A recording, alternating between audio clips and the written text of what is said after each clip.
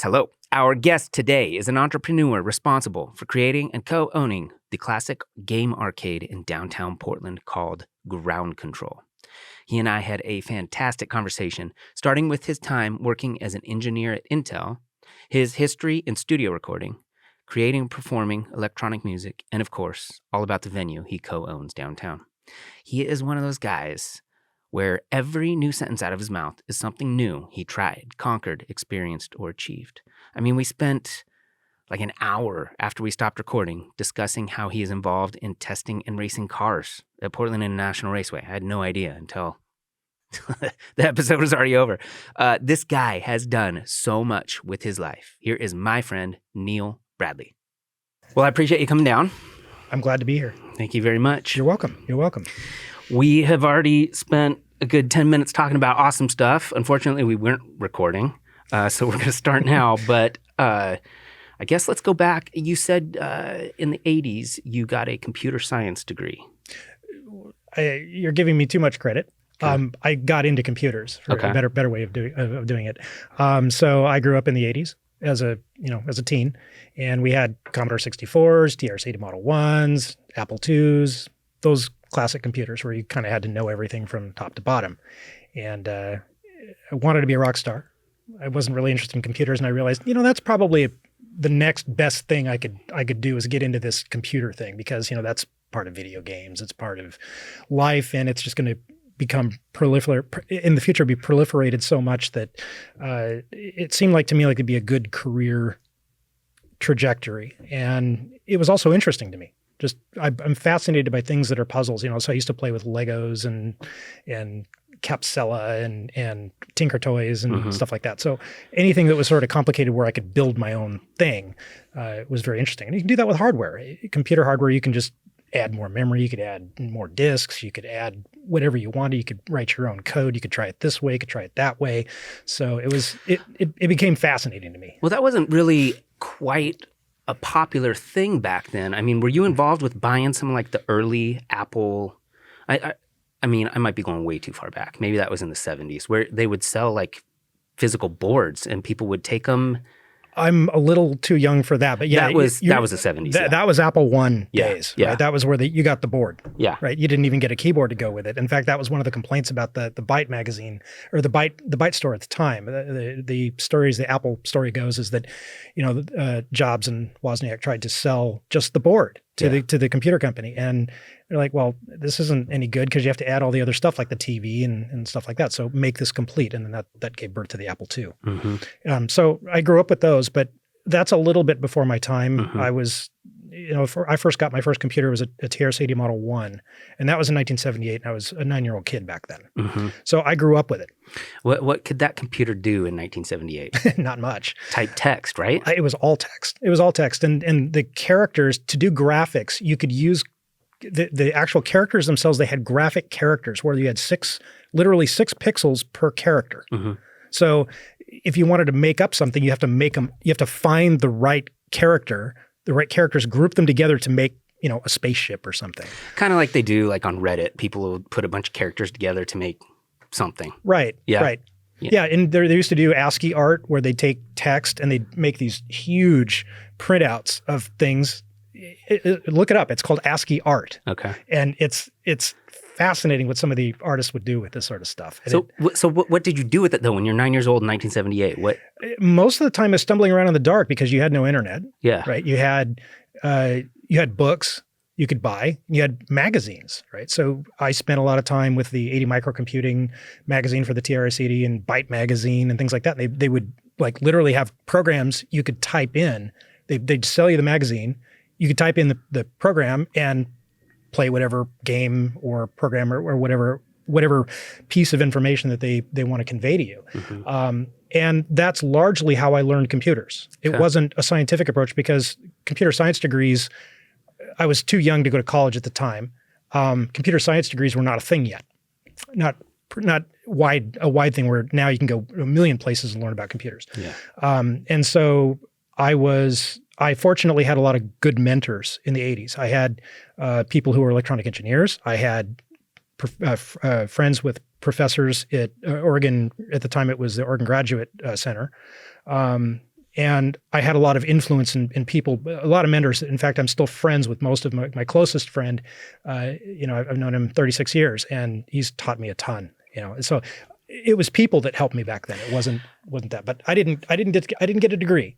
Okay. I didn't get a degree. You were just self-taught, and Yep. you decided that it was going to become some sort of revolutionary item did you look at it from a business standpoint? Like, no, you just thought it was cool. I thought it was really cool. Yeah. Because, what got me on the track was seeing Star Wars in the theater with my dad. Yeah. And he said, I was fascinated by R2-D2 because at the time, I didn't realize that it was it was Kenny Baker in an outfit. But my dad was saying, well, the core of that is a computer. I'm like, really? I remember just like having that revelation. He was telling me, yeah, robots have computers in them. I'm like, really? And that was what did it to me. That was like, wow, I can make it do this. I can make it control this. It became interesting to me on a really wide scale. And video games were just coming up at the same time. The same, all the video games are all computers. Same thing. So did you get involved with learning how to code? Yes. Yeah. Very early on. So started off with BASIC. That was like the entry level language that everybody learned. Everybody had a variant of a BASIC. It was very simple. You just type it in. And then I moved very quickly from there to assembly language because the assembly language is writing code that the processor directly executes. Whereas the BASIC language at the time was interpreted. The computer would look at your statement and then go do what you wanted it to do. And it was the performance, there's a radical performance difference between BASIC and assembly language. Okay. So that's how you did it. What was the goal with it, though? Was it to get a job writing for a software developer, or what were you trying to do? No, I wasn't. At the time, I was growing up, it was just an interest. It was something that was fascinating to me, and it was a puzzle. And I wanted to learn everything I could about it. But when I really got into computers, I got my first job. I was a technician. I was a phone tech. I answered phones at Intel. So literally doing tech support for boards you would add in to the computer. Okay. Back then the computers, if you wanted a fax capability, you'd have to add a board. If you wanted sound, you had to add a board. And you'd have interrupt conflicts and all kinds of things that none of us have to deal with anymore. But it taught me a perspective of, user experience. It was a really valuable thing to do. And it got me into Intel as an entry-level technician. I was an hourly phone answering person. Well, that's pretty cool because typically the type of mind that works on computers or understands programming, they're not typically a people person. So it sounds like you kind of had both skills. If you were answering phones and talking to people, you kind of had to be engaging, right? Yeah. Computer people tend to have a reputation of being kind of antisocial and not good with people. Depending upon who you talk to, I'm sure there's people who say that I'm not good with people. You're doing all right now. I think it's true with anybody pretty much, but it's a skill. It's a valuable skill you kind of have to learn. And the people who tended to be antisocial gravitated towards that profession for that very reason. And especially people who are on the autistic spectrum who turned out to be excellent engineers. Yeah. Because they're incredibly focused, great detail. And some of the best testers on the planet are people who are on the spectrum. And they tend to not have developed social skills. But they're fantastic people. And that's kind of the calling that we used to. So I worked with a lot of quirky people and some really great ones too. So what time frame was this? What year did you work at Intel? I started Intel 1989, in September of 89. Yeah. Okay. And I grew up through there doing I started off in test engineering. So I went from answering phones. I was a little bit of a prankster back then.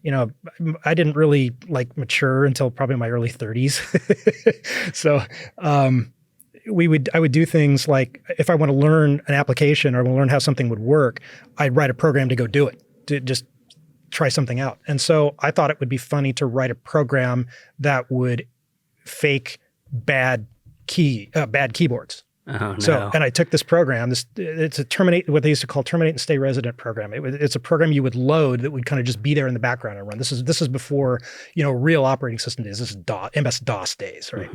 And so then all of a sudden the tech group at Intel was getting inundated with people asking for new keyboards.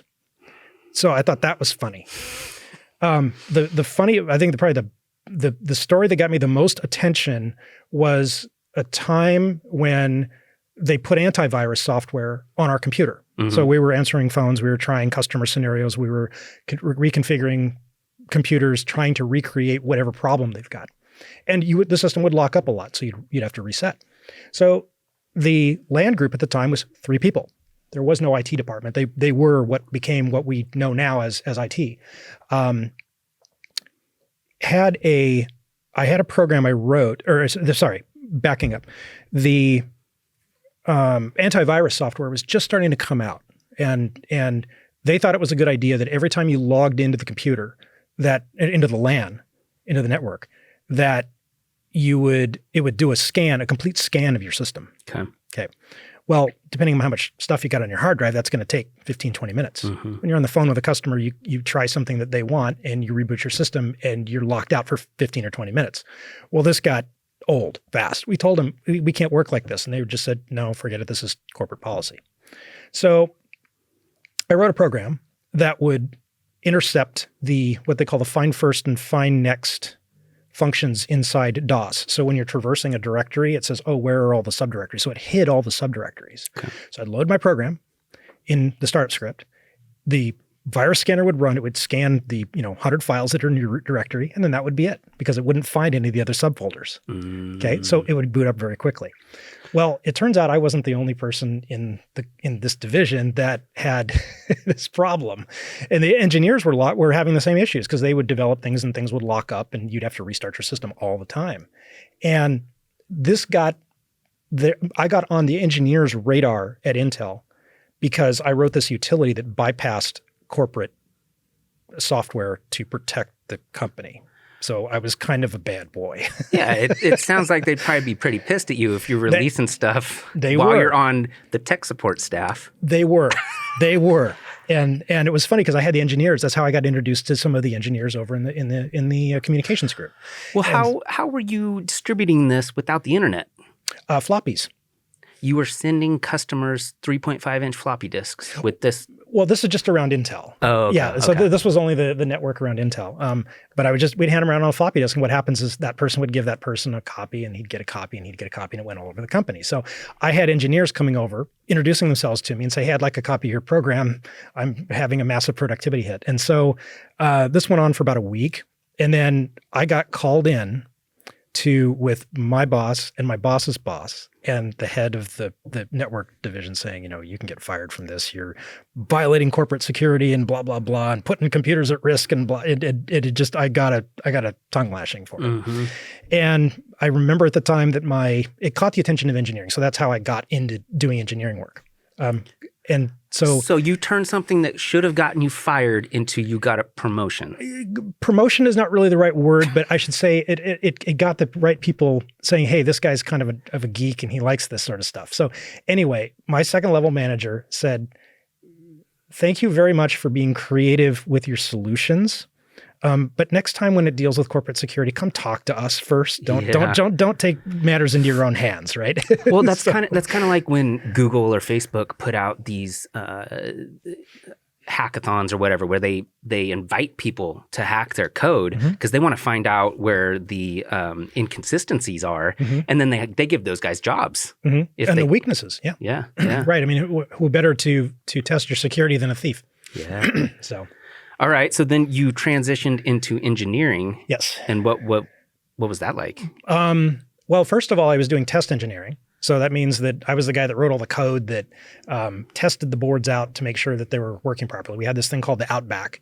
It was basically where all the boards come back that were failure, doing failure analysis on these boards. And I had a mentor there at Intel that was a hardware engineer. And he says, you have to look at this not only from a software perspective, but from a hardware perspective. And he taught me a lot about troubleshooting hardware and how to detect it in software. So he had me thinking sort of both in the software and the hardware domain.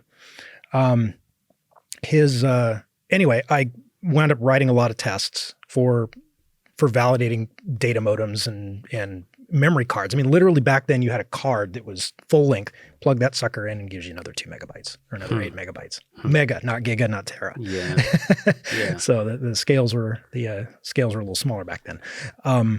And so that I did that for test engineering for a while, and I kind of automated myself out of a job, meaning that I got sick of, I didn't want to just sit there and just be a button pusher and testing things out one by one. So I wrote programs to test things in multiple ways. So that way I could set up 4 or 5 machines, have them test in parallel, and then that would free me up to do other things. Like what? Like work with the engineers and doing actual modem firmware, for example.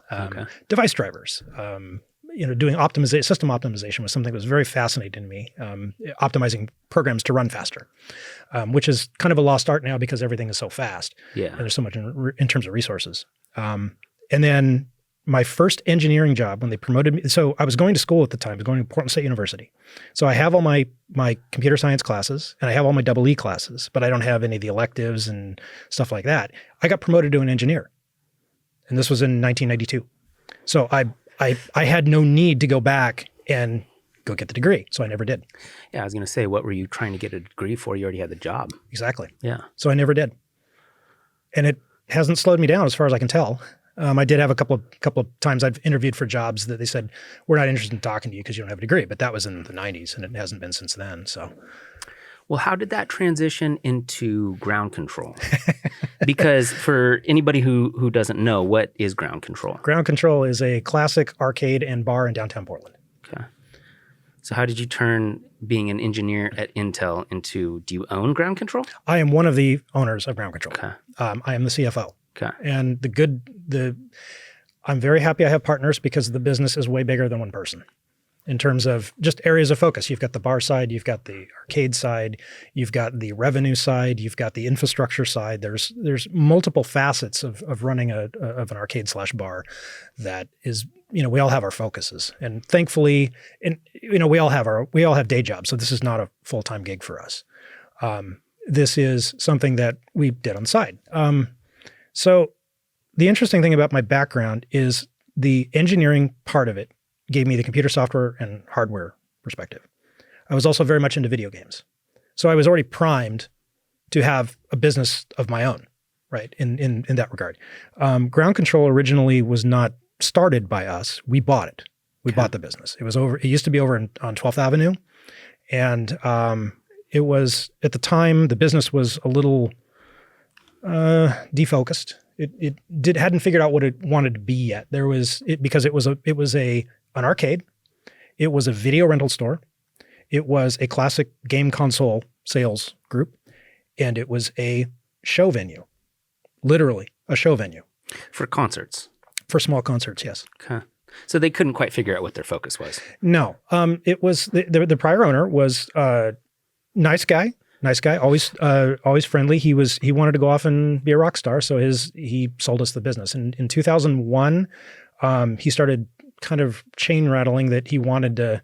I first of all I met him because I was a patron of the place, and it's like, hey, classic arcade games, and I'd go to Ground Kontrol quite often, and after a while, I was like, your game selection is kind of stale. How I had arcade games myself, I collected them.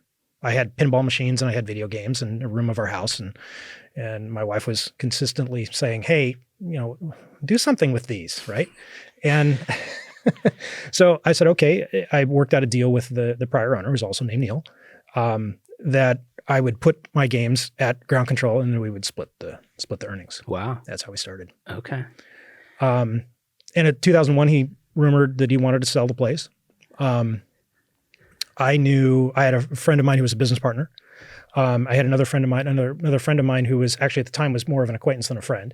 And then he knew somebody else. So it was like we all kind of thought, hey, how about us going together as the owners and buying this place and then turning it into what it can be.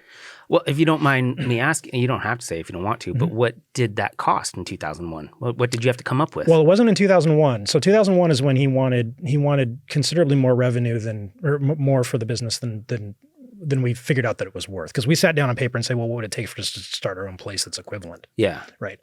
And it was like a third the price, quarter the price. And after that, the idea kind of died, and we came back with an offer that he wasn't willing to accept, which is fine. A couple of years later, he was willing to accept it. And so that's when the talk started happening. And that was in March 2003 when we purchased the goodwill of the business. Okay. So anyway, your question was? How much? How much originally was the business? Yeah. I think it was about $58,000. 58 for the building and everything? No. This was for the goodwill of the business. This was for the name, for the video games, for the assets that were, part of the business. So we didn't inherit the debt. We didn't inherit any other, obligations that the business may have already had. Okay.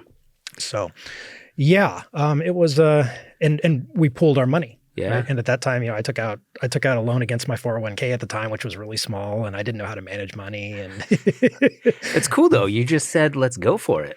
Yeah. It wasn't like we sat down and said, here's 50 things and this is how it's going to go. And this is what we're going to do with the business. It was kind of like, let's buy an arcade. Okay. That's cool.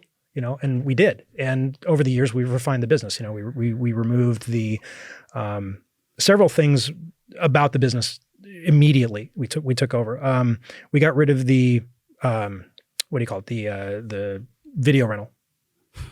Saw that one coming, huh? Yeah, big shock there. Yeah. Got rid of that so we could add more games. Mm-hmm. Okay. So my other business partners are both hardware and software engineers. They're also commercial. So they understand commercial buildings and things like that. So what's interesting is we're kind of a cast of characters. We have radically different personalities, but we all have kind of like overlap. We take care of different segments of the business. So I'm incredibly ignorant about some of the business because I have my partners that handle that sort of stuff, and vice versa. So, and like I said, that gets back to my original statement, which was that the business is way bigger than one person. Mm-hmm. I don't begin to, there's multiple facets of the business. There is the cost analysis. There is the the competitive analysis of things like alcohol, right? That's something that you have to, as I understand it, is very cost conscious. That there are certain things that you do or you don't do in terms of price, in terms of adjusting price. You don't just dial it up because you want more money, because that'll have a negative effect on it. So there's a whole side of the business that I don't have a good grasp on. But as far as the technology side, like the security and the money and the games and technology and things like that, that's something that I know really well. And we have one of the other partners is very well versed in hardware as well. And so we do all of our own repairs on site. Cool. Wow. So did that answer your question? It answered a lot of questions. So you came in there. Yep. It started in 2001 trying to figure out what you could do. Mm-hmm. Finally got things pushed through in 2003. Mm-hmm. You decided to eliminate the video rental portion. Did you continue doing shows? We did for a short period of time. And then we found out that pretty much that we had a stage at the old place. And even when this was at the 12th Avenue venue. 12th and what? We're 12th and older, I think. It's between 12th and older. It's basically halfway on the halfway between blocks. What's in that location right now, or general? I think it's a pastry place. It's a bakery of some sort. And so we moved from there down to 5th and Cooch, which is right behind the Roseland Theater. Yeah. Right. Yeah. And that's when things kind of took off. So we moved from we only had 1 year left on the lease. So we moved down to the 511 Ground Kontrol, the blue building that you probably have seen. Yeah. And then that was our first venue. At the time, it was we were looking around for different locations. We had different places around Portland. We checked out East Side, we checked out West Side, and there was at the time down in Old Town there was a business called Backspace, which was a LAN gaming business. And so it was we got in kind of on the ground floor. So we got in pretty cheap rates, but it used to be the bar area of an old Mexican restaurant called Cisco and Ponchos. Okay. And so, it looked like a Mexican bordello because of the style, like the staircase and stuff like that. It had that style. So we kept that bar and that staircase specifically because it's iconic. Yeah. But it's a uniquely Portland thing. Yeah. And we moved in there. We signed a I don't know, it was a 5-year, 10-year lease. And it was funny going through the lease and reading it because I tend to be really kind of picky. You saw how I read I read this agreement here. I did the same thing with that. And this was the building that we moved in was built in 1900. and you literally could get down in there's a trap door in the floor that you could go down to get into the tunnels. The underneath Shanghai Portland. tunnels? I don't know if it's the Shanghai tunnels, but you can kind of get in there, and it's been bricked off now, but and it's sealed shut. You can't get down there anymore. But this is how old of Portland building I was dealing with, and so that was kind of neat to see that. Yeah, what's that like in terms of the plumbing and the various things that we had to redo it? Yeah. So it was the bathrooms looked. I mean, like I said, it's 70s decor. Yeah, you wouldn't want to do that. So we were in there. We didn't have any money, and so we did it on the cheap as much as we could. And we eventually remodeled. I think it was in 2009. So forgive me if I get some of the dates wrong. It's been 19 years. So see, where are we going? Lost my train of thought. it's all right. I was looking through the lease, and the lease had stuff in it. I was having issues with it because it was saying there was things in there about like you couldn't tie up your horse in front of the place. You could only have 3 horses, and the big one was that it said no gaming. I said, well, that's kind of a problem. Gambling? Well, the problem is it wasn't specific. It used to be that in before my time, pinball machines were considered gambling machines. And so it explicitly said in the lease you could not have pinball machines. But nobody ever vetted this document, which was probably edited for 100 years. When did pinball machines get invented? 30s. The I think 30s? 20s or 30s, yeah, because the reason why they're called pinball machines is they used to be more like pachinko machines. They had pins, and you'd have the plunger, and you'd pull the plunger down. It would hit the ball, and it would just bounce around on the pins. There was no concept of flipping. There was no pop bumpers, no stand-up targets, none of that. Yeah, but why is that illegal? Because they were gambling machines. They were originally made as gambling machines. Because you'd put money in and hope to get, and they would pay out. Gotcha. Yep. Okay. And I think that if I remember correctly, the last city and state to legalize pinball machines for amusement. That's why they say for amusement only on the machines. They had to by law, and I think it was 1974. It was New York, so they were outlawed. Pinball machines were considered like slot machines. That's wild, man. I didn't think they were invented until like the 70s. Oh, no. No, well, modern ones are, I mean, you had what we consider a pinball machine, they've had electromechanical ones around since the 40s and 50s, things with reels and stuff like that. And so they were literally doing state machines and all the internal stuff that we do with computers now as in hardware, in discrete hardware. Had big drums with switches on it, and they were noisy and clacky, and they do have an appeal too. And then microprocessors in the late 70s came along, and then that took care of all of the electromechanical portion, so you could change software program to make the game play differently. Okay.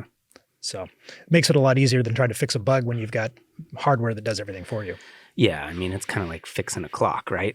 Like an old school clock. It's got gears, it's got physical parts as opposed to software. Instead of just ones and zeros. Yeah. So that building was built in 1900. 1900, yep. Did you ever come across any old photos or hidden trap door? I mean, you talked about the one door, but were there safes or anything crazy like that? No, there was nothing down there. No? So there's a staircase. In fact, it's on the blue, what we call the blue side now, and it's underneath the door is underneath video games. So we had it reinforced and sealed shut.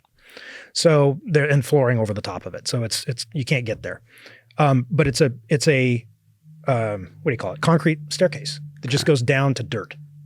And then there's an arch where it would go to the tunnel if it were still open. So yeah, it's an old building. Yeah, that's wild. I was driving around downtown the other day, and I saw them ripping up some part of the street. And when you just look down in there and you see dirt, 4 or 5 feet down, that dirt hasn't been exposed for who knows how long. And my brain just goes crazy places thinking about the horses walking across it or whatever, man. Or what diseases are down there, and you're thinking X-Files kind of thing. I did one time get an opportunity to go down in the basement of, I forgot the name of the theater. It's the main one on Broadway, downtown. The Shanghai tunnels are all underneath Burnside. And when I went down there, they had all kinds of stuff stored down there. They had like an old school, not an ottoman, what's it called? An armoire. It has all the clothes in it and stuff. These were costumes from shows they used to put on before they put movies in that theater. Okay. When they were actually running it as a theater. So it was a neat to be able to see a little bit of Portland history there. Yeah, do you know much about the Shanghai tunnels? Mm-mm. No? A lot of it is, I think, embellished. I mean, it's the things about people being drugged and put on ships to China and stuff like that. I mean, that's the only thing I've ever heard. There's like a trap door, you fall through it. Yeah. After they put some roofies in your drink, and now you're slave labor in China. Now you're working in Shanghai. Yeah. No. I mean, it's not unbelievable. It's not unbelievable, but as I understand it, it wasn't really a thing. It's folklore. Mm-hmm. Yeah. It's a cool story. Yeah. Well, okay. So I think we detoured from holding shows and having shows in the space. Yeah. Well, when we had shows, the problem is the people who wanted to play the video games didn't want to hear the show. People who were there for the show didn't care about the video games. Yeah. So, when you have two businesses that are kind of incompatible, you take them apart. And so we did. We removed them. Who did you ever have anybody famous play, or somebody that I would know, or somebody listening would know? In some circles, yes. We had, I think our biggest band was the Mini Bosses. Okay. They did basically rock covers of video game songs. Okay. And that was fun. That's cool. I could see everybody enjoying that. Yeah. But the people that we had, the shows were just kind of loud, and people just wanted to get there and drink. It's just a different crowd, different focus. Yeah. But we kind of supplemented that in the new space with having DJs come in. So It's more appropriate for the time and the thing. So we'd have people come in and do shows with, an 80s themed music, or we do 90s techno or whatever. Mm-hmm. So do you have various themed nights? We don't have various themed nights, although we do have 2 free play nights every month. It's 2 Wednesdays, the second Wednesday and fourth Wednesday, if I remember correctly. This is the reason I wish that Dylan, our promotions director, were here, because he could tell. Oh yeah, this is what we do. Mm-hmm. So he handles that side of the business. And I'm like, okay, you got that. You got that handled. I'm okay with that. Yeah, no, that's cool. I mean, you just kind of push it out of your brain. Right. You got other things to deal with. Yeah, my brain only holds so much. Yeah, same here. It spills out. Well, the biggest person I know that came through there was Louis C.K. a couple years ago, right? He did an impromptu show at GK. Uh-huh. We've had other rock stars from the Roselands, so the Roselands right next to us, come in, and we've had some fun ones too, like a Beefcake from Guar. Came in his full outfit. And I was going to say, nobody would recognize him. No. And he came in, he just loved to play Asteroids. Yeah. We had Lemmy from Motorhead. Nice. Come in. He liked Tempest. Big Tempest fan. I can't remember the rest of them. We had Brian Posehn come in. The comedian? He's a comedian. Yeah. So he's kind of in the circle with Sarah Silverman. And anyway, he's a tall guy. Yeah, he's a huge dude. Yeah, he is. Real nice guy. And occasionally Will Wheaton. He was a friend of our old general manager. Cool. And he'd come in. He's the kindest, coolest dude. Mm-hmm. Yeah. Are there games you have there that are more popular than others? Like there's lines for certain things? Yeah. One of them we have is called Killer Queen. It's an indie game. Imagine, you remember Joust? Yeah. It's like Joust on steroids. It's with 10 players. So you have 5 on each side, and you have a screen, and they've got a screen, and you play against the players. And we have Killer Queen tournaments, and it's a very good group social game. Uh-huh. So that's a big one. Do you have anything that's rare, that doesn't exist in most other parts of the country or the world, that people seek you out because you have it? Well, we have some unique games. The Killer Queen is one of them. I mean, there are other people who have Killer Queen machines, but we also try to work with indie artists as well too. We've got a game right now called Armed and Gelatinous, and we've got another indie game that is this with as well. I'm sorry, the name slipped my mind. But it's not so much if somebody gets a game and it's cool, somebody else is going to wind up getting it. Yeah, because it's just the way it is now, right? You have instantaneous communication with everybody, and pretty much all the arcade owners know each other. Directly or indirectly. Mm-hmm. It was it's in the spirit of Ground Kontrol, which is our spirit is we want to make something unique. It's not just an arcade. It's also kind of tied into Portland and doing kind of Portlandish things. Sure. Right. So independent artist is definitely our bag as well too. So, but we also keep all the standard lineups of pinball machines. When new pinball machines come out, we get them. We have what we call a dad rock closet, which is like, the Kiss pinball and the Iron Maiden pinball and stuff like that. AC/DC. Yeah, exactly. And the Rush one came out, and so my techs and Dylan, our promotions director, started texting me about this Rush because he knew I was a Rush fan. And I'm like, we were like oversubscribed on dad rock pinballs. We got to draw the line somewhere. Yeah, man. exactly. It's like it's like, and we had this interesting discussion about whether or not Rush is considered dad rock or not. And my kids let me know that, no, it's dad rock. It's totally dad rock. Most people don't know who Rush is. It's like so nerdy because they're so good at their instruments that like it's not just something that people turn on when they're driving to the beach or something, It's like, oh, I do. Well, you do. Red Barchetta. Because you're going to focus on what's going on, Absolutely. You know who Neil Peart is. Yes, I do. Yeah. So Geddy Lee and Alex Lifeson, of course. They're one of those bands that they're like a nerd band because they're so good. What's the joke about there was one, it was like a College or Die video or something, and they had Neil and Geddy and Alex kind of walking off after a show, and one of the guys says, 5. I know, I counted 6. And Neil turns around and goes, yeah, 6 women at the Rush concert. They were with their husbands. Yeah. But there's some pinball machines that I wish that they would come out with. I mean, I'd like to see like a Primus pinball machine. Yeah. My name is Mud Multiball. Yeah, that'd be cool. That'd be cool. So, but yeah, our variety of games are, the great thing about Ground Kontrol is we're talking about classic games or classic arcade, and our product really is nostalgia more than anything else. It's socializing and nostalgia. And the great thing about nostalgia is everybody is nostalgic about something. Yeah. So over the years, as we've progressed, it's become less and less about 70s and 80s video games, and we've got 90s video games, and then we've got aught video games and modern video games. So the good thing is we're all nostalgic about something, and and the great thing about the people like to drink when they're sad, and they like to drink when they're happy because it's cheap entertainment, and they get to socialize with their friends. So it was a pretty good business model, of course, until COVID came along. You can see that one coming. So things are rolling pretty good from 2003 to 2020, and then there's a few stops along the way. What happened? So the business really wasn't doing much more than just trying to get itself going until probably 2008 or 2009. That's when our first remodel came through. And we added alcohol in 2004, I think. When we moved to the new place, we added, or actually it was maybe a year later, it's been a while. We added beer and wine. So all the low-level stuff. And we took the revenue from that, put that back into the business, buying more games. And we get games from all over the place. Sometimes they're new. Sometimes people phone us up and say, I have this game in my garage. I want to sell it to you. Sometimes they say, sometimes we find them on Craigslist. It just depends. Well, you probably just run out of space at that point, right?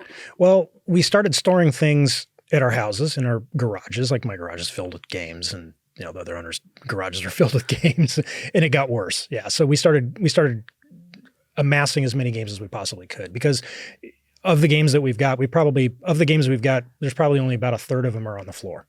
So we've got enough for another couple arcades. Well, and so this goes to me talking about the how rare something is. Aren't some of the games that you have worth a ridiculous amount of money because there's only so many in existence?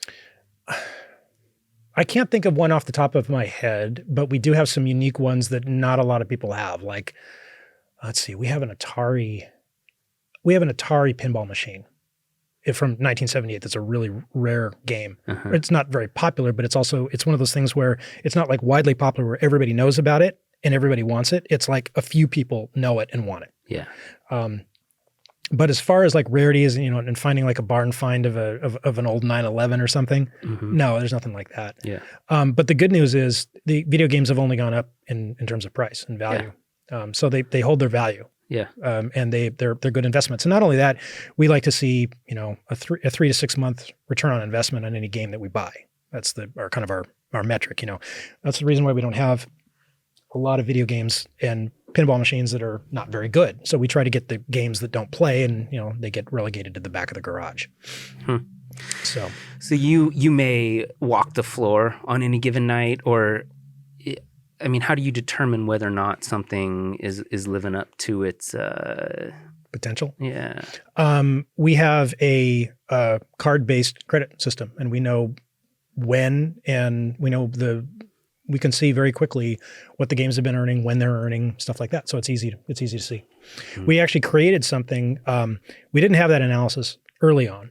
And in 2008 or 2009, one of the other owners and I created a system we called CoinNet, which was these little boards, and these little boards that would connect to the coin switches on all the games. So every time a coin was dropped, it would broadcast the fact that somebody dropped a coin.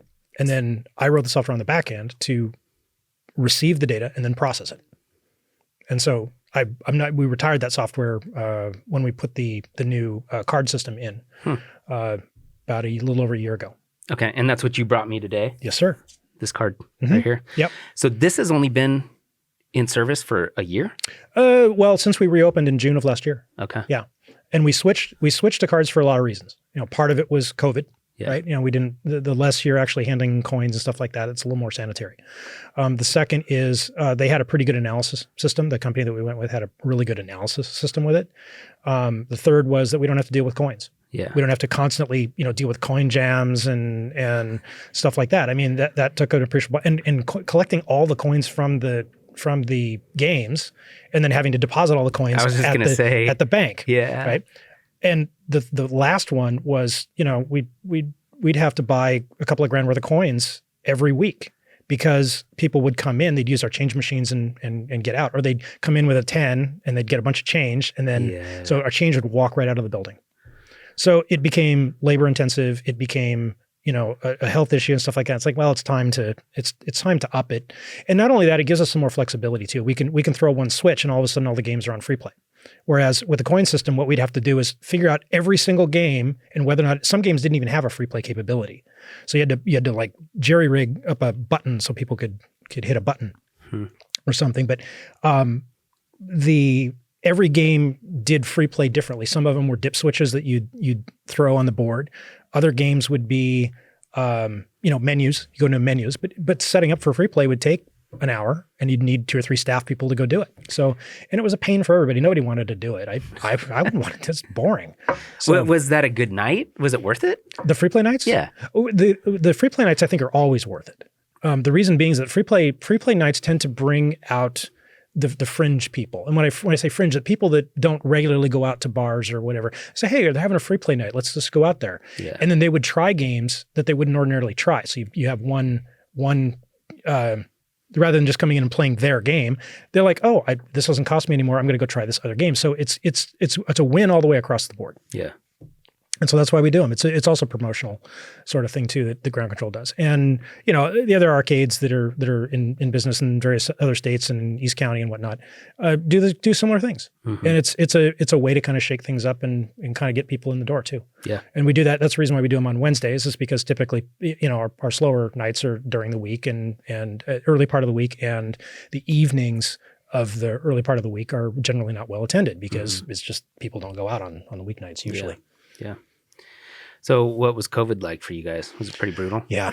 Yeah? Yeah, it really was. Did you think you were going to have to close down? There was a risk of that. Yeah. Big one. So we started watching the general public become wary of going out anywhere and getting COVID. Yeah. Revenue dropped very sharply in about 3 weeks. And then, of course, the state shut everybody down. So we had the PPP loans, the Paycheck Protection Program loans, and the EIDL loans. Of course, we got in on that, of course. But we were shut down, so we couldn't pay payroll. So we had to take that money and put that towards rent. You couldn't pay people with the PPP? Well, you could, but the problem is if your choice was either paying people or shutting down because you've not made rent, Oh, yeah. So that money that would normally go to paying people's payroll went initially to keeping the mortgage or keeping the lease going. Mm-hmm. But we had it's all of a sudden just that any income that we did have completely shut down immediately, and then we all of a sudden we're looking at a massive amount of debt too. Yeah. So we wound up. I think right now, as it stands, we're about $400,000 in debt because from COVID. Just from COVID. Yep. Wow. We're going to be digging out of that for a while. So, and anyway, and we reopened in June of last year, and the good news is people have kind of come back, but not in the same numbers. We're only at probably 60 or 70% of the traffic that we had before. Yeah, I think Portland's a little more. A bit more cautious than most other places. Well, downtown's getting a bad rap too. Yeah, because of the violence and shootings and stuff like that. I mean, we had during the George Floyd fiasco there, we had a construction site thrown through our window when the angry mob came by. So that's the reason why the buildings are all boarded up in downtown, is because that stuff still goes on. Yeah. Obviously the homeless issue has been a problem too, and crime has been as well too. So the thing is, downtown Portland in that area is nowhere near as bad as the media would make it out to be. Yeah. And so that's kind of unfortunate. So when I see, KATU and other local stations doing hit pieces on how bad it is in downtown Portland, it's like, would you guys just knock that off? You're not helping. Yeah. So that's a pretty good one. That's a good one. Low flying. Yeah, I mean, it was not a good thing for a lot of people, especially people trying to run businesses. So I don't know. Well, it shut down all the bars, right? And the good news is that we didn't lose very many people. We had a few that quit and went on and got different jobs, but we worked with everybody as much as we could to ensure that they maximize their federal benefits. Yeah, their COVID benefits. But we've got a good crew of people. We've really got a good crew of people. I mean, everybody from management to the techs to the bar staff to the kitchen crew, everybody is very good, just good people. It was a good opportunity. Yeah, it seems like one of those places where you're only going to get people who are very interested in what the business is. You're not just going to get some random person who doesn't like video games. Well, you've got the bar side, right? And that attracts the people who are bar people, right? And you've also got the technical side of it. So our technicians that we have are not people we just hired off. Actually, they are people we hired off the street. They're not technicians that we happen to hire a technician. We hire somebody who is interested in the technical aspects of workings of video games. So we train them. Yeah. We train them. And sometimes what happens, you have people that leave and then you got to train more people and stuff like that. But the people who are genuinely interested in the technology of the game, maintenance of the games, usually start out like they buy a pinball machine and then they realize that, wait a minute, I can't fix this thing if it breaks. So I got to go learn some of this stuff. And so we've had people that we've had techs that have come and gone that have done exactly that. They came in and they said, hey, I'd really love to work for you guys. I just want to learn how to do this stuff. And then they wind up staying on, or they wind up, changing careers because of it. So, but yeah, our tech staff is trained up by pretty much everybody, all the owners. It seems somewhat similar to like knowing how to work on cars. It's a machine that you have to figure out the different pieces, right? It's more like old cars. Yeah. Right? Yeah. Because video games, looking at old video games, if you're dealing with technology that's from 1975 or 1980, that's old school stuff. This day and age, you pretty much, if you want to fix a game, they're just PCs inside these large machines. Yeah. And anybody can swap out a motherboard. Not a big deal. But when you have a low voltage problem on an old power supply, or you've got a glitchy RAM chip, you've got a single bit RAM chip that's not working right, you have to know how to troubleshoot that. And so it's kind of a dying art. That old technology is stuff that, like, us old guys know about, and then we're training everybody else. But the interesting thing about it is that the fundamentals of electronics have never changed. They're all the same. It's just faster and more of it. Yeah. So things like Ohm's law and things that govern everything electronic are are truths that are still true even with modern technology. Do you ever run into an issue where you need a part that you can't get? Oh yeah. Yeah? All the time, especially pinball machines. You get you'll get a custom part. So like in the Stern machines, by Stern pinball machine, they make, Stern is still like one of the most premier pinball machine manufacturers out there. Okay. You'll get a part and what'll happen is they won't have it. We had a game with, it was a Star Wars pinball machine, and it had one of the LED boards that it has like a dozen LEDs on it. And it's a board that shines up to show what mode you're in or what game you're playing. And they were out of, they were completely out of them. Stern didn't have them. So we had to jury rig the thing and get it to work.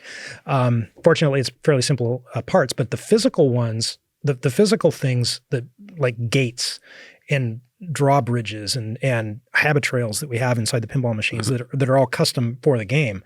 Sometimes you can get them and sometimes you can't. You just cannot get them. So my wife deals with custom fabrication, and she's recently joined the team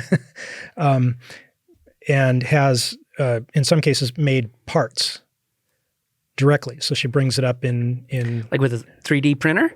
Some of them have been 3D printers. We have like saucers, for example. There's like where you have I forgot the name of the device, but basically when the ball kind of traps in and there's an up kicker that kind of flips the ball back towards you. There's like plastic pieces in there that you can't get anymore. And so you 3D print those. Yeah. So you design it in SolidWorks or whatever program you want to use, and then you go print it. We're also doing things like sometimes we have video games that they no longer, you can't get monitors anymore for them. You can't get 25-inch tubes for them. They don't make them. So you have to replace them with LCDs.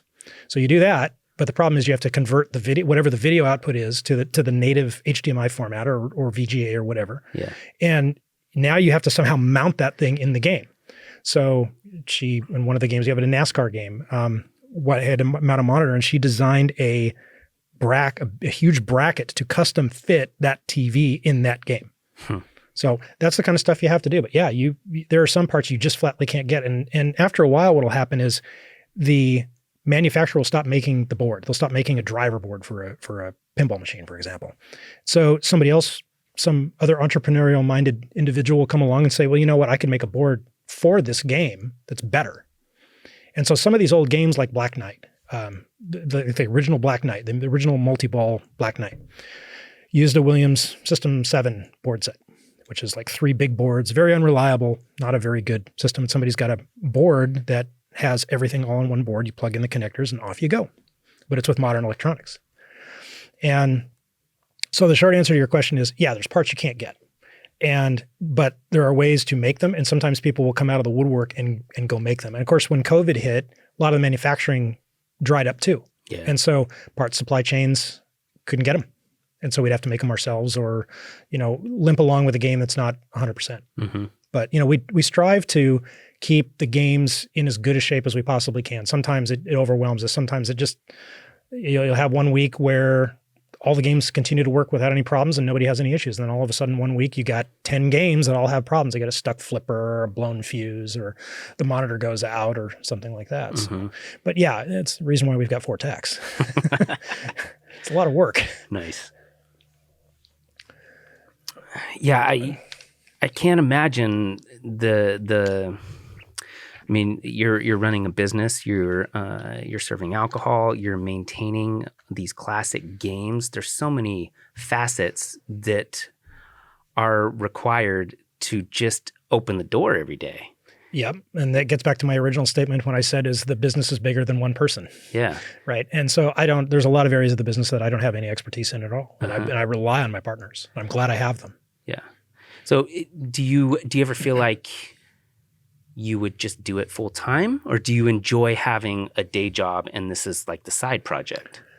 Well, it used to be that pretty much all of my spare time was taken up. I had my day job at Intel, and I would, in the evenings and weekends, I would go down to Ground Kontrol, fix the game, deliver a new game, remove a new game, drive to Salem to buy a game, drive to the beach to buy a game, just that kind of stuff related to the business. And we do stuff midweek. Sometimes we do it midday, just whatever the business needed. And it was the owners doing the vast majority of the work because we couldn't afford to hire anybody else to handle it for us at the time.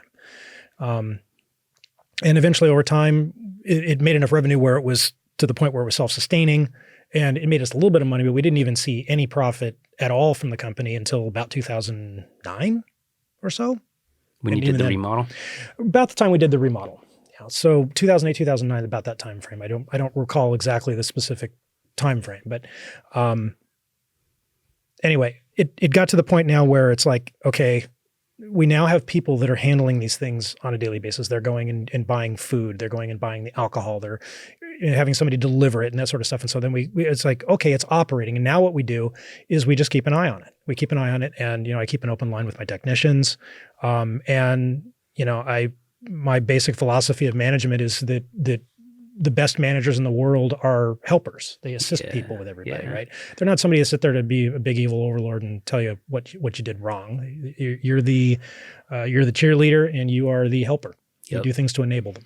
And that's what we try to do. Yeah, no, I agree. You hire smart, talented people that you trust and you let them do it. You hire people that are smarter than you. Yeah. Right. Yeah. Or people that have potential. And of course, as I get older, my interest helping the younger crew, for lack of a better term, helping people that are younger from here, people who are worthy of it, who are really interested. I had so many good mentors growing up that it would be, I think I would be societally deficient if I didn't give some of that back to varying degrees. And it's nice to see that, when somebody goes from not knowing anything to being completely self-sufficient in something, which I've seen multiple times now at Ground Kontrol, especially with our technicians, that's rewarding. Yeah. And it's good. It's better for society. It's better for them. It's better for us. It gives everybody opportunities. And anyway, that's my spiel on management. It's pretty cool. It's pretty cool. So before we get too far, I wanted to talk about your history with recording, because I had no idea about that until you just came in and sat down, and I never get to talk to anybody about being in a studio. I went to school in Tempe, Arizona in 2005, and I was trained to clean tape heads. I was trained to multi-track audio in a studio setting, recording bands, recording symphonies, whatever. And I realized in 2005 that I was never going to get a job doing that. Because the market's way too big and there's too many people doing the job. Yeah, and cleaning tape heads is not something you do anymore unless you're in Dave Grohl's studio. Yeah, no, it's analog tape now. It's not a skill you need. And this school that I went to is still churning them out.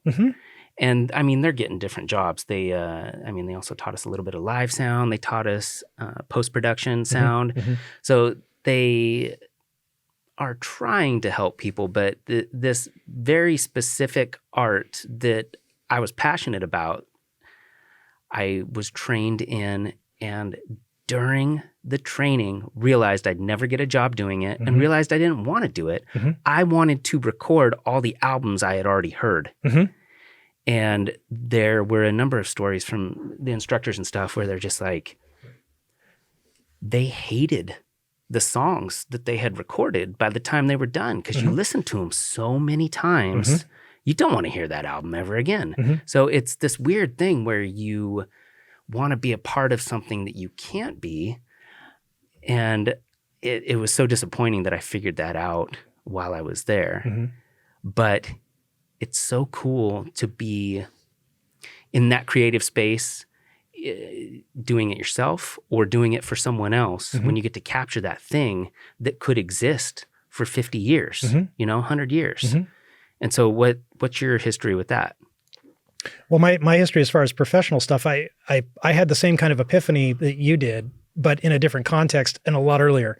So I grew up I was a music junkie. I'd listened to records since I was a year and a half old. I got my first record player when I was a year and a half old. And it was given to me by Barbara Roberts, who is the ex-governor of Oregon. Why is Barbara Roberts giving you? Because she was friends of of our family, because my dad was in the House of Representatives. Oh, wow. In Oregon. Yeah, from I think 1962 to 1968. So he was politically connected. Okay. So she gave me a record player when I was a year and a half old, and I played records. I had things like Disney's Bambi soundtrack. That was one of my first early records. I had Perez Prado's record. He's a Cuban, fantastic musician. I loved Cuban music. I had, I think at the time, I can't remember the records I had, but they were all in the early 70s. And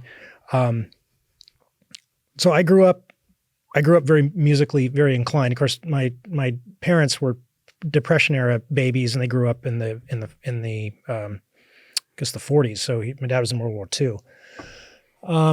And he would listen to things like the Ink Spots, and he was very big into classic country and, Jim Reeves and things like that. And of course, I was a little more modern, and I was coming up listening to 10cc, and I was listening to Pink Floyd and stuff like that. And of course, when there's a few iconic albums that really caught my attention. One of them was Alan Parsons' Tales of Mystery and Imagination.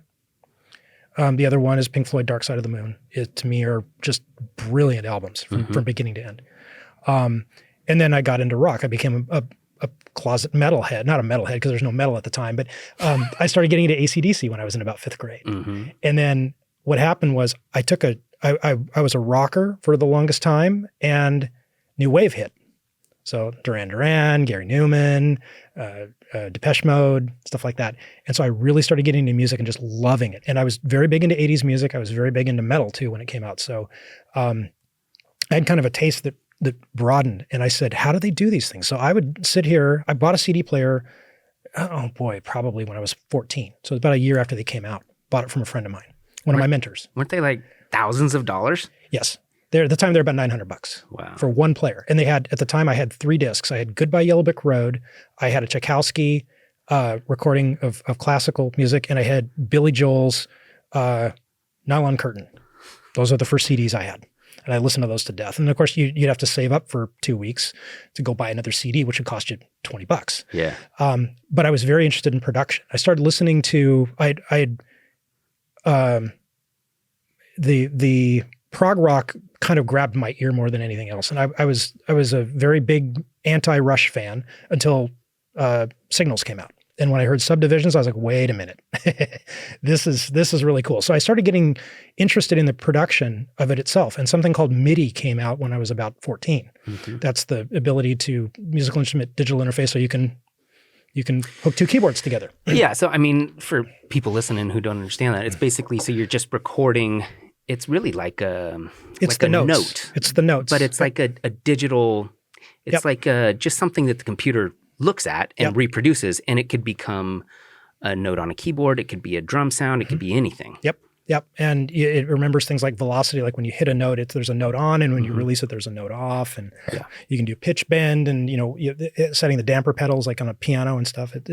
That's how you connected these machines together. So I was classically trained as a pianist. I played piano primarily when I was a young kid, and piano and drums. And when MIDI came out, I was like, why do I need to practice for 20 hours when I can just play it and have the computer play it back, and I can edit the notes and get everything exactly the way I want to see it? So for me, it was a marriage of that technology I was talking about earlier and music. And I started studying just because I didn't know anything about production. I think it was called Recording Magazine or Record Magazine. I forgot what it was. But anyway, it was a Recording Focus magazine. That and Keyboard Magazine. And I would read all these articles about the Fairlight and all these other really cool synthesizers that were out there that, I'd never be able to afford. And that got my interest. And then I got old enough to the point where I could actually work in a recording studio. And there was a place in Milwaukee. I don't remember the place. I don't remember the name of the studio. And I only worked there for a few months for 2 years as an engineer for a few months during the summer, because I was still in school and couldn't, I was otherwise occupied.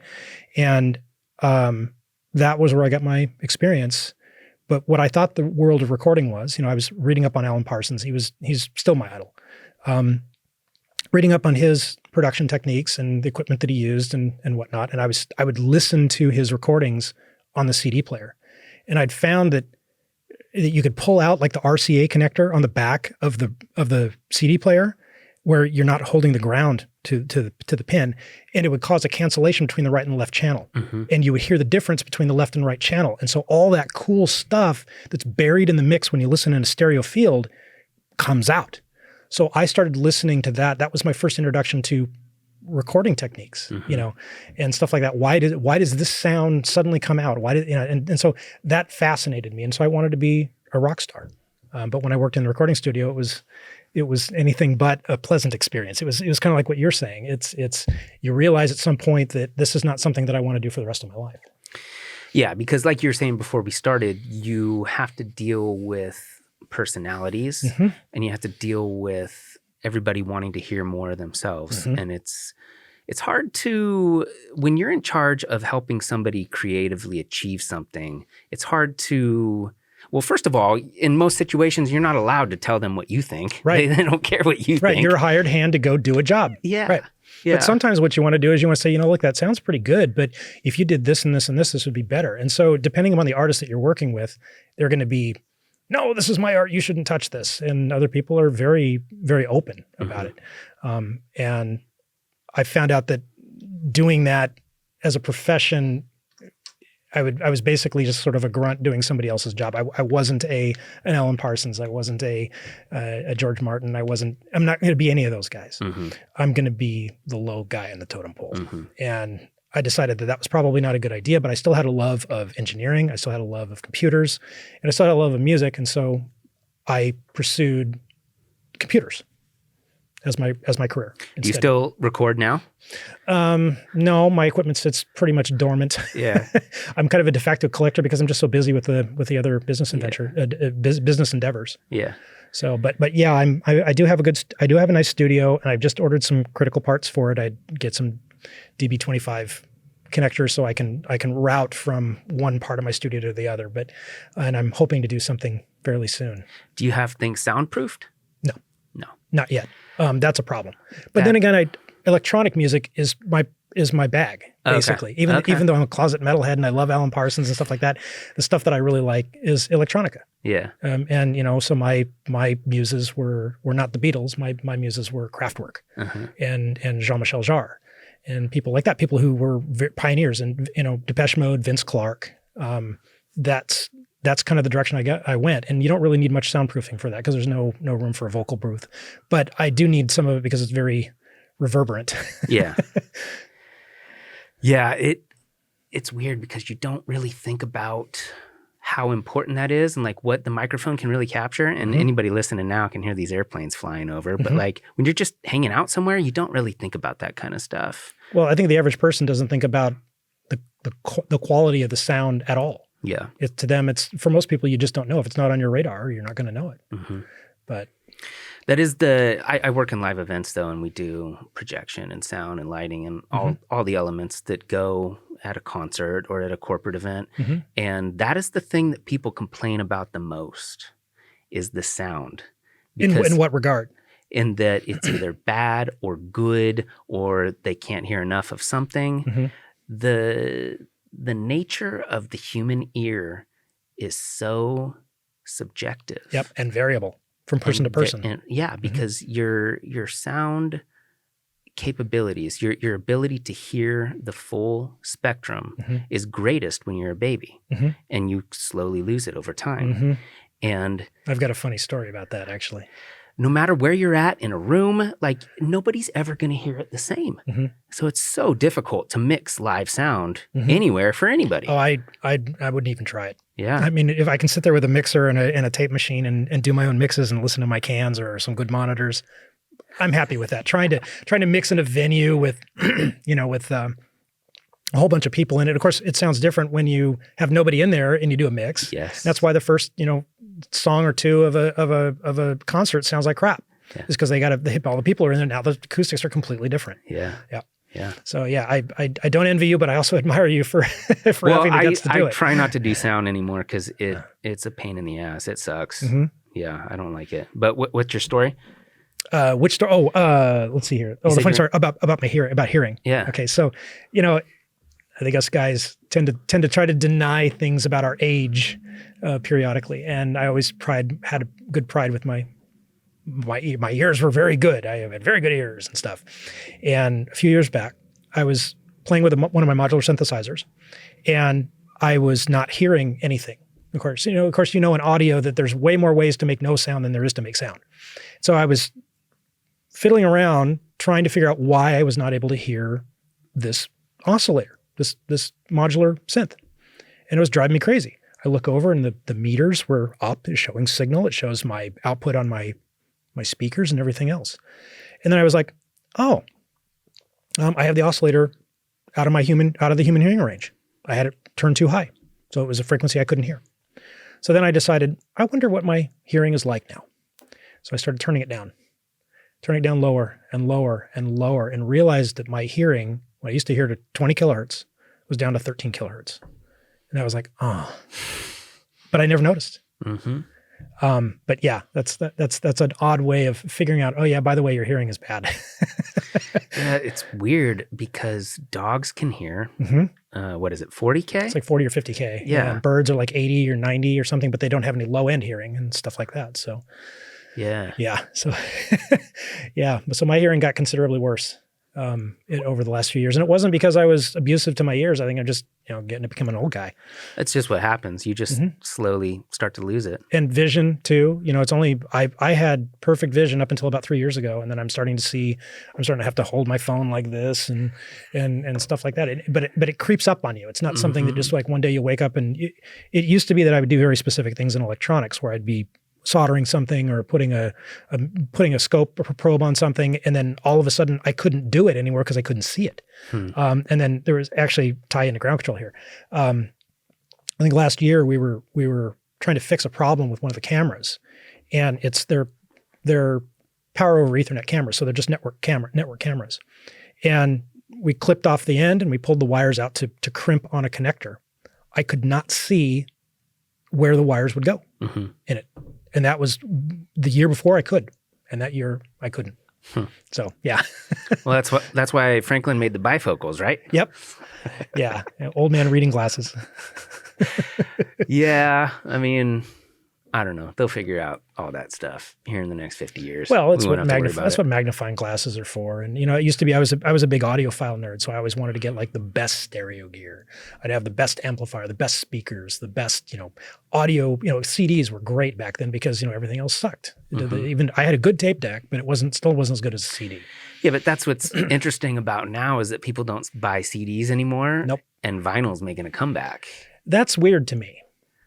I like it because it's a physical element that you can touch and you can still see the album art and stuff. You don't see album art anymore. I know. It's just that is a downside. It's a Spotify playlist. Right. It's a playlist and it's a list of lyrics that's on a web page that you can just cut and paste and send off to your friends.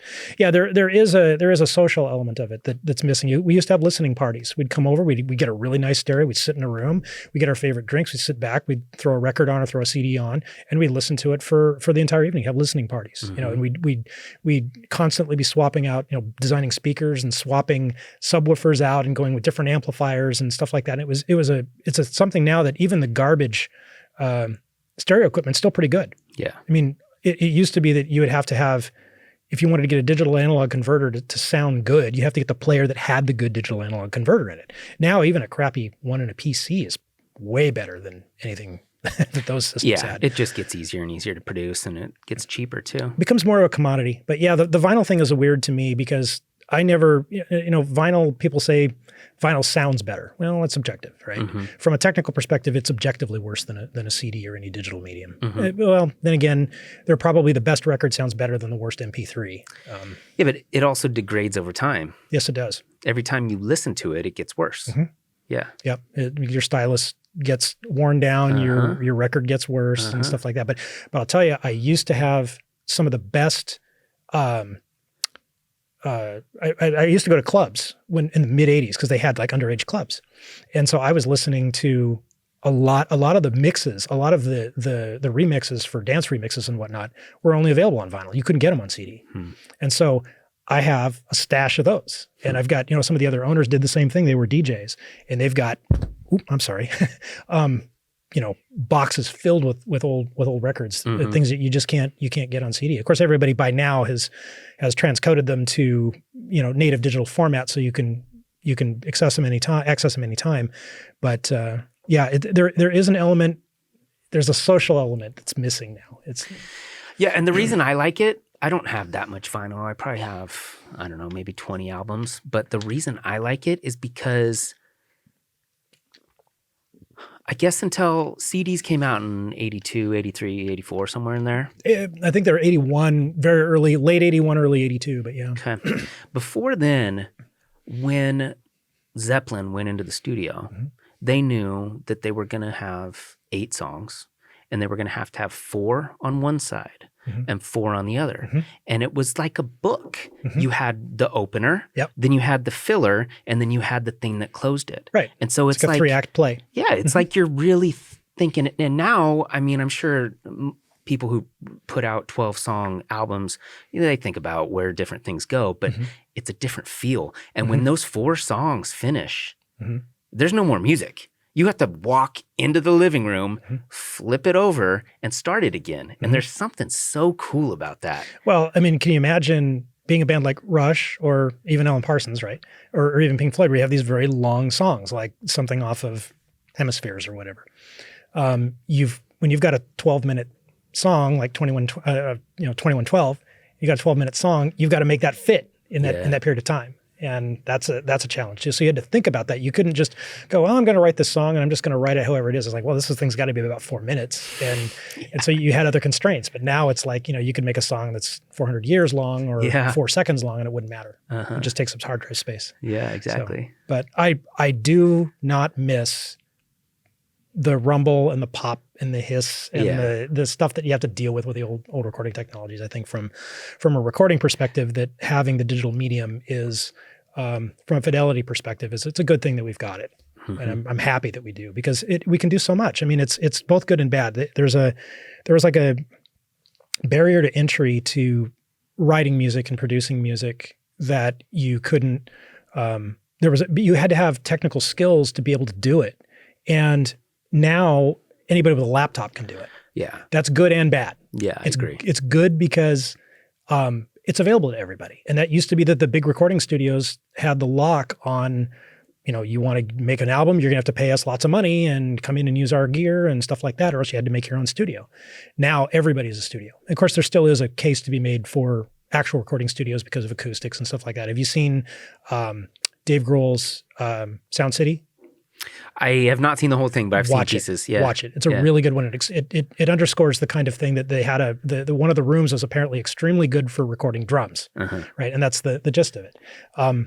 And there's something still to be said about recording acoustically in an area like that, and going to a good studio, and the amenities and the environment and stuff. But now, sitting on your laptop, you can sit there and make the greatest song ever in Fruity Loops, which is kind of cool. But it's also generates the amount of garbage. Well, it is kind of cool, but there's only so many chord progressions. There's only so many patterns that you can do. It depends upon the instrument, right? I mean, if you got a bass guitar, you got a set of drums, you got a bass guitar, you got a rhythm guitar. Yeah, you're going to be kind of honed in just because the instruments are going to limit you. But if you have something like a synthesizer, that you have samplers, you have synthesizers, you have drum machines. Those all can, your acoustic palette is much, much wider with those instruments. Yeah. I mean, a lot of people call them fake. I don't think any instrument is fake. I think all instruments are instrument. If it makes sound and makes music, it doesn't really matter to me how you accomplish it, right? There's no nobility in that. But I can understand the draw of a really good sounding acoustic guitar, or a really good bass, or a great sounding drum set, right? But I've also heard people do some great things with electronics, at the same time. So, it's an emotional thing. Mm-hmm.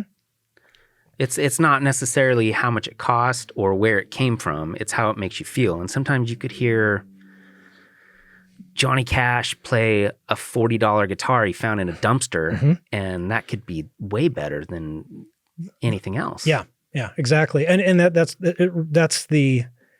there isn't a formula like you must do acoustic to do this, or if you use a synthesizer to do this, it's bad. It's sort of like, make it cool no matter what instrument you've got. Yeah. Do something unique with it. Make it yours. Mm-hmm. So, but yeah, I know what you're saying. Yeah, music. I always have a tough time if I ever meet somebody who's like, oh yeah, I don't really like music. I'm like, what? Because I've met people like that before that just don't listen to anything. Mm-hmm. And that's so difficult to understand because there's so many different types. Mm-hmm. And I can understand not liking rap or not liking country or not liking metal, but to just not listen to music at all. At all. It seems odd to me too. It's very odd because you get so much out of it. Mm-hmm. And even if you don't want to admit it, I mean, you could be in Target walking around and hear something on the overhead and it takes you back to being a 6-year-old in your aunt's back seat. Like there's so many memories associated with everything. There's no way for it to not be an emotional thing. Or not to impact you in some way. Yeah. Yeah. I don't meet a lot of people that aren't really into music, but there's different types of people who are into music. There's musicians who are into music, and then there's the casual listener who is not musicians, but they really like the music. Well, sometimes they like the music because they like the music. Sometimes they like it because their friends like it. Yeah. Right? It's a social thing. It's like there's certain bands like, if you're a skateboarder in the 90s, you'd listen to Sonic Youth. Yeah. It's like, why? And that was something that I never did. I had a musician attitude towards it. I was appreciating the musical aspects of it. And there were certain things for the longest time that really did not pique my interest at all. 90s music, grunge music did not at all. Really? And here's the interesting story. I became a retroactive fan of some of the 90s music, especially the grunge music, partially because I went to the Alan Parsons masterclass. And I met several of the other musicians there that says, you're not giving it its due diligence. You need to sit down and listen to how good this stuff really is. And it wasn't globally good, like nothing ever is. But some of it is like, wow, I never really appreciated it when it came out.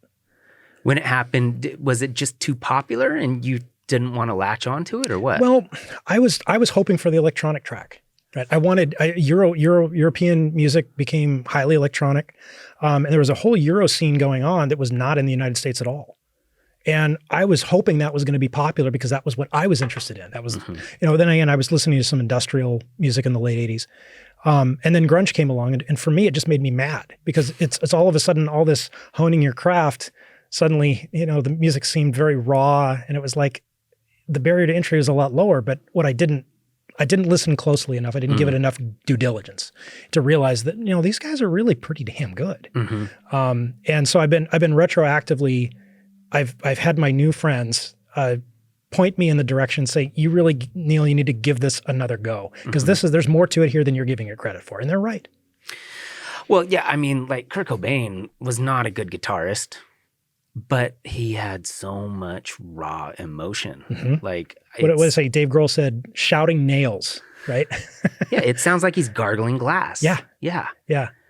And Dave Grohl is a really damn good drummer. Yeah. The more I listened to it. And so I started listening to, you don't just suddenly go, well, I'm going to get the entire back catalog of Pearl Jam, Yeah. No, I started off and says, okay, well, Soundgarden I kind of like, like Black Hole Sun. I appreciate Nirvana. Started listening to like Lithium from Nirvana. It's like, wow, that's actually way better than I gave it credit for. And the other thing was watching Sound Cities, that documentary. That opened my ears up a little bit more too. I need to go watch that. Yeah, you really do. Because it takes you all the way from the 70s, from like the formation of Fleetwood Mac, and they talk to Tom Petty and the Heartbreakers. Of course, I've been a Tom Petty fan my whole life. Always have liked him, him and the band. And it opened me up a little bit more. You know what? I need to go get Rumors. I need to go get Fleetwood Mac Rumors. I didn't have that album. Why do I not have Fleetwood? I'm a musician. I don't have Fleetwood Mac. Well, some like there's some stuff that came out in the late 60s and 70s that I have heard so many times. You just never want to hear it again. I never want to hear it again. And they're incredible songs, but I can't respect them because they've been on the radio 100 times a day for 40 years. And that ruins it for you. And so I could see how some of that stuff would happen with the 90s stuff. Well, but then again, that's whatever you would listen to, whatever popular music was. I mean, there was stuff in the 80s, like in the early 80s was my formation. That was my musical imprint, right? That's the stuff the stuff that's popular in the 80s in popular music was what I focused on. And then the mid 80s became hair bands, the Poison and the White Snake and stuff like that. I was a big Def Leppard fan. I was a big Rat fan. I was not a Poison or Hell White yeah. Snake fan. But then when Pretty Hate Machine dropped in the late 80s, that was like, oh my God, this is the start of something, right? And so that was that. And then, you know, you listen to stuff like Ministry, early Ministry, and bands like that was like the formation. That was the creation of what we now kind of categorize as industrial. Well, yeah, I think anytime there's something that happens for 3 or 4 or 5 years, when something new comes along, people are like, yes. Right.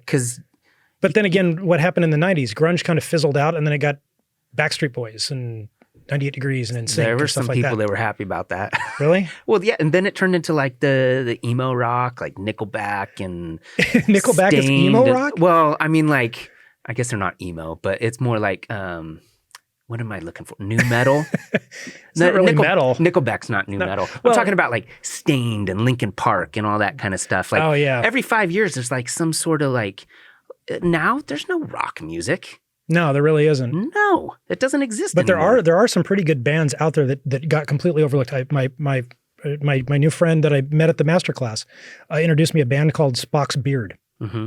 Okay, it's a reference to the old Star Trek, the original Star Trek, right? They talk about Spock's beard, you know, in the alternate timeline when it's this weird little goatee thing. And he says, yeah, you need to listen to this band because this is going to sound familiar to you. So, okay, I listened to it. And I'm like, holy crap, this is Yes. So prog, really damn good stuff done in the late 90s and early aughts. And there are bands out there that are just harder to find now because they don't, there's more of them, right? And you know, we don't have a content problem. We have a filtration problem. Yeah. You know, it's hard to find them, but they're out there. Those rock bands are out there.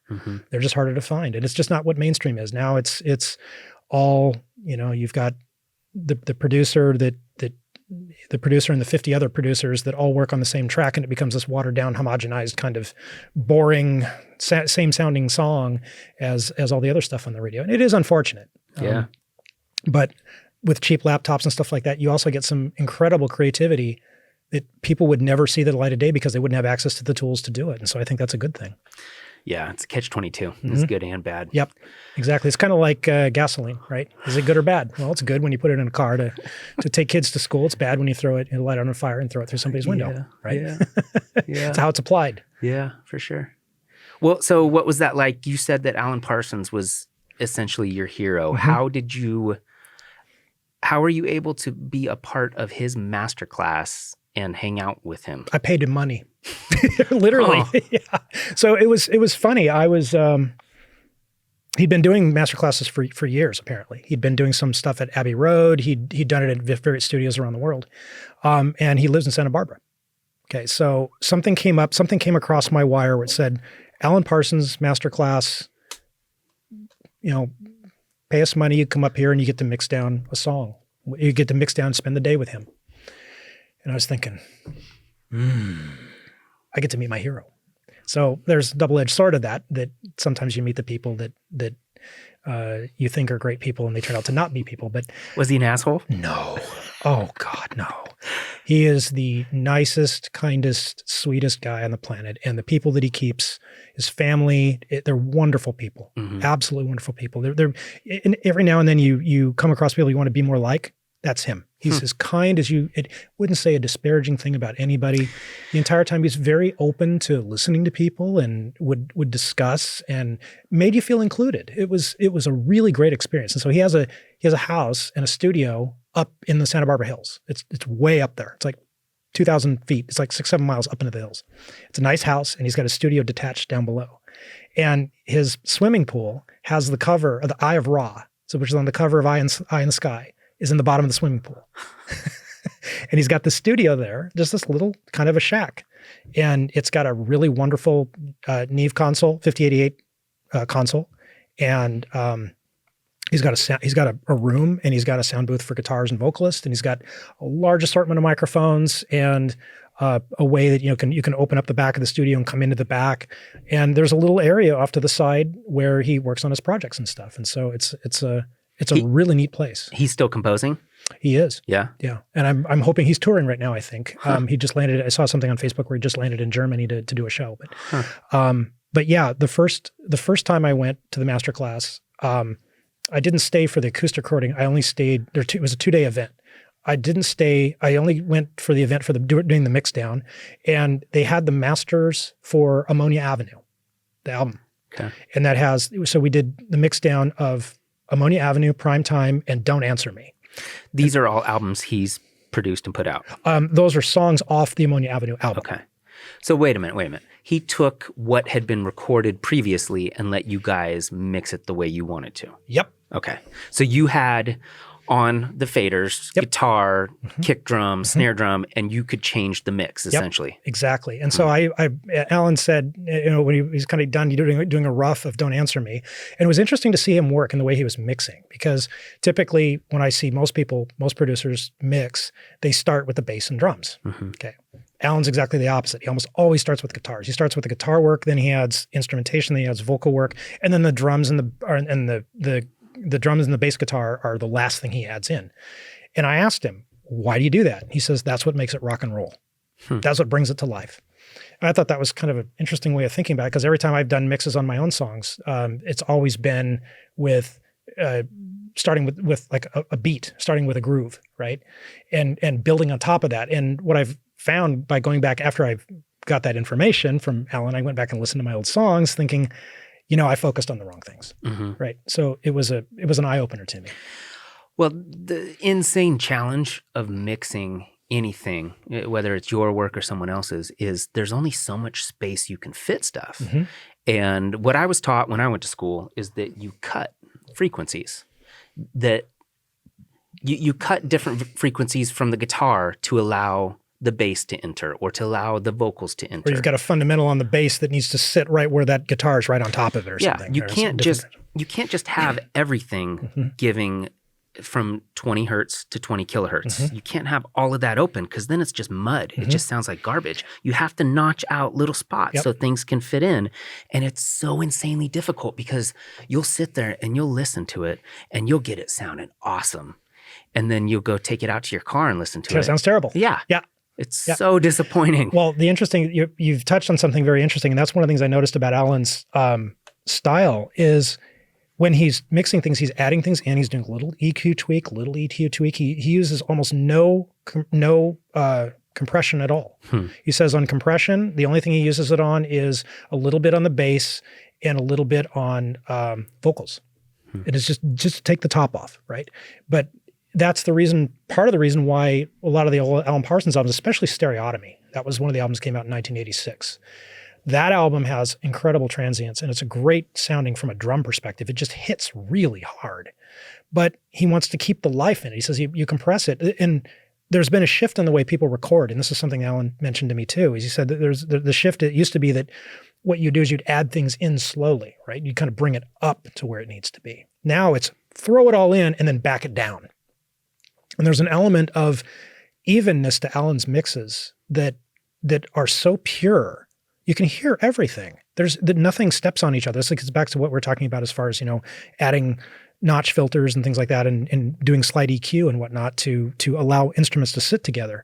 But when he puts it all together, it all just seems to go together. And you look at the tweaks that he makes on his console for the different EQs, it's all really minor changes. It's like taking a little off the top here.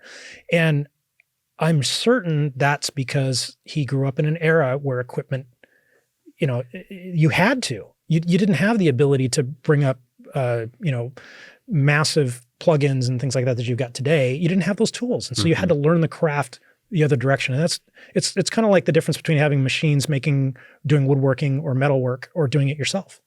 And when he was mixing Don't Answer Me, that's an interesting song, because he was trying to go for a Phil Spector kind of wall of sound. He's a producer. He worked at Abbey Road as well too, quite a bit. And Don't Answer Me was, they almost scrapped the track because they didn't like the way it sounded. So Alan tried a different approach. He said, well, let's try to just make this a wall of sound. And when he said, do you want to come up and mix this down? I was like, yep, I'll come. So I come up there. The first thing I did is I wanted to find out what all the tracks were. And half of what were recorded, like little simple things like a bass drum or a tom or not a snare, but a tambourine was in there. I'm like, I never heard all this stuff before. And it makes up the wall of sound, but you can't hear it individually. Yeah. And it was just the evenness. And the second masterclass we did was all Al Stewart, if you know who he is. Have you heard The Year of the Cat? Gospel singer? Year of the Cat. Yeah, he's a folk singer. Okay. He's a very, very talented guy. Have you heard The Year of the Cat? Yeah, Year of the Cat. Anyway, Year of the Cat is probably his most famous song, but that was produced by Alan Parsons, and they were friends when they were at Abbey Road.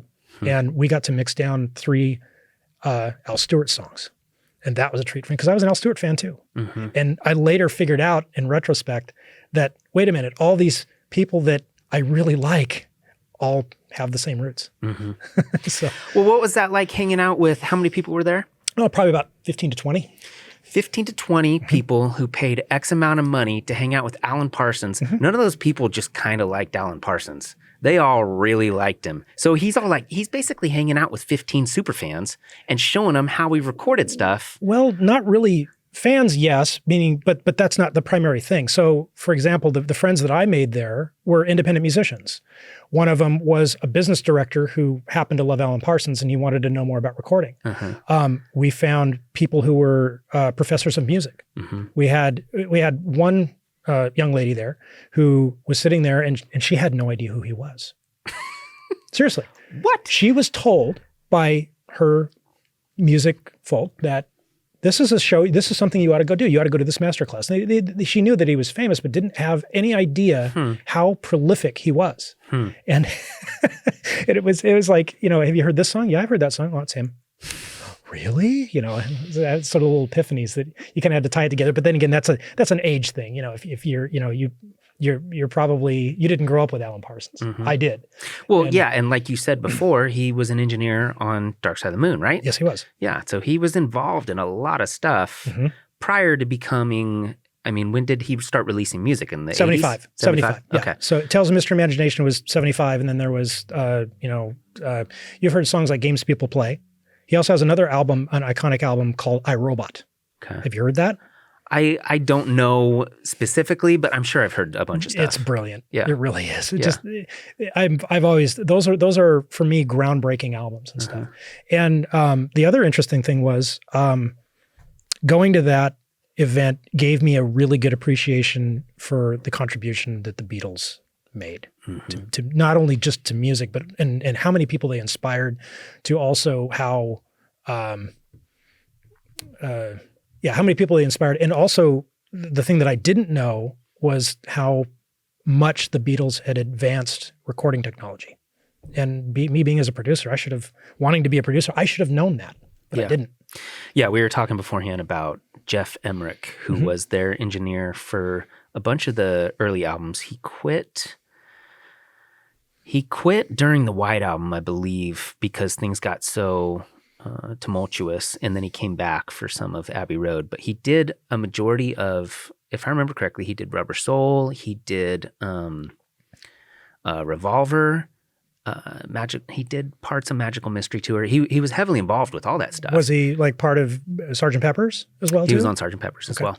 Yeah. So he was just this young kid who worked inside Abbey Road, and Abbey Road was a very strict environment where everybody had different color coats depending on what department they worked in. And if you wanted to move the fridge from there to there, you had to call in this other department with the brown coat, and then they would move it. And then if you needed toilet paper, you'd have to call in the yellow coat. Like, everybody had a different coat, and you couldn't just do stuff. Yeah, that's English bureaucracy. Yeah. And so they had the Beatles in there, and the Beatles exclusively went to Abbey Road. That's where they started. That's where they blew up, and then Beatlemania happened, all that stuff. And over time, Lennon and McCartney are like, why do we have to ask permission? We are making you a retarded amount of money. Like, do whatever you want to do. And he would start breaking the rules. And that's when they started challenging all the normal conventions of recording. And like we were talking about earlier, started doing all these things differently and totally just changed the course of music. And those songs are so fascinating to listen to because most of them sound like shit. Because they're because of old equipment and just processes hadn't been invented yet. Because they had 4 tracks on a lot of those, and they were some are mono. Yeah, the early Beatles albums are all mono. They would record drums and bass, or they would record 3 tracks. So then they only had 1 left. So then they would bounce those 3 to the open one. So then all that stuff is printed forever. You can't change any of it. You can't unpee in that pool. No. So the fact that they only had 4, and now you can record 6 million tracks on one song. Just add another track. Yeah. Well, Alan was telling some interesting stories that when he was trying to do some of the Alan Parsons project stuff, and the drum tracks would take up 5 tracks, and drummer would say, "Hey, I'd like to do another take." He goes, "Nope, you don't have the tracks. Sorry." So it was that one exact thing. And I don't know that if Alan I never broached the topic of discussing bouncing and stuff like that, but I'm sure of course he knows what it is. I'm certain he did it. But he did tell some stories about Tales of Mystery and Imagination, how that they had done so many overdubs that the tapes had fallen apart. Yeah. And they had to like make backups of things. And then of course they degrade over time. Yep. The funniest story that he told me was Alan, we were sitting there on a picnic table outside his studio. I'm sitting next to one of the other guys who made the equipment that Alan was using. It was one of the pieces of equipment. I think it was his audio interface. And we were discussing slew rate and rise time and all sorts of stuff. And Alan's listening to all this stuff. And he looks over and he goes, "What language are you speaking?" I said, "Fluent geek." The stories that Alan would tell were just fascinating about the time when they were having a mixer. George Martin was getting a mixer delivered to him, apparently on his houseboat or something. And when they're delivering the mixer, it came loose and landed in the Atlantic. And they managed to save it. The other one was Tim Rice. That we get back to the bureaucracy that we're talking about. Why is everything so structured and stuff like that? Tim Rice, who's is a show guy. He did things like chess and whatnot. He did a song for BBC, I think it was, and they had a strict limit of something like 4 minutes or 3 minutes or something. He submitted a song. It was 3 minutes and 5 seconds. And they rejected it. They said it's over 3 minutes. So he resubmitted it as 2 minutes and 65 seconds, and it was accepted. He says, but Alan was many times had said that bureaucracy was a very common thing in the entertainment world at that time, and probably still to some degree, because lots of movies in the 80s dealt with that. Yeah, I'm not a fan of rules. I mean, rules are good for breaking, and usually the people that choose to break the rules are the ones who do something extraordinary. Yeah, I mean, rules. Yeah, it depends upon the context, right? I mean, don't run somebody over with your car. Yes, is a good rule. Yes, right? But never record a bass with an acoustic or something. That's music should be a completely wide open thing. There should be no rules. Yeah. So. Well, I think that's a good spot. Appreciate it. Thank you very much. You're welcome, sir. Yep. It's been fun.